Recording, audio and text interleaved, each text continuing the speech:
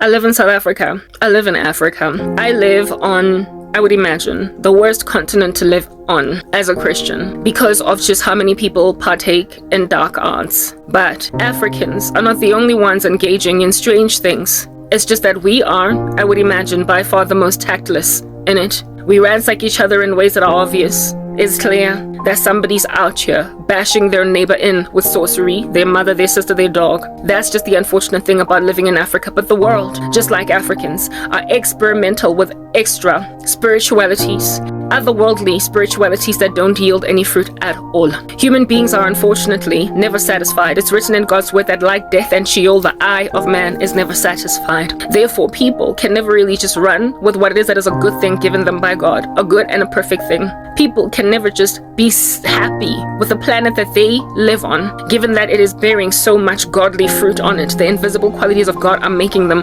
joyful.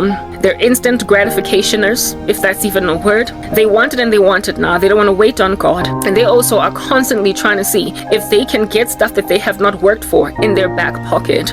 So for those reasons, whenever somebody rocks up with a little experimental idea, whenever somebody tells them that this here works to bring you A, B, C, D, and Q, an obsequious and fawning human race will embrace it, will take it, and experiment, dabble with anything at all to very quickly give themselves that which, frankly, God has not awarded them. So in so doing, you then destroy a planet, a perfectly good one that God created for you, because you have opened portals on it, letting menacing entities in that are destroying the world that you live on. When then you defecate where you eat, and when then you continue to vomit on the very plate from which you are going to scoop a spoon of rice, on that day, you are going to fall sick from the very thing that you are doing. Unfortunately, however, before you start to fall sick from eating your own vomit, you will be pompous and you will be arrogant and imagining that you have found the secret or the key to how to live in success on a planet that is frankly passing away.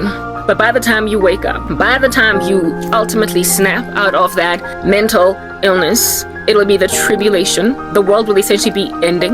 It'll be an apocalypse. You will be forced to take a mark of the beast, realize that that's not going to send you anywhere good, maybe give your life to Christ, and then find yourself beheaded. You are essentially catapulting the planet into the worst time in the history of the human race, because you will not cease hostilities against your own planet. You are greedy, you are rapacious, and you are bringing about the tribulation faster than is absolutely necessary.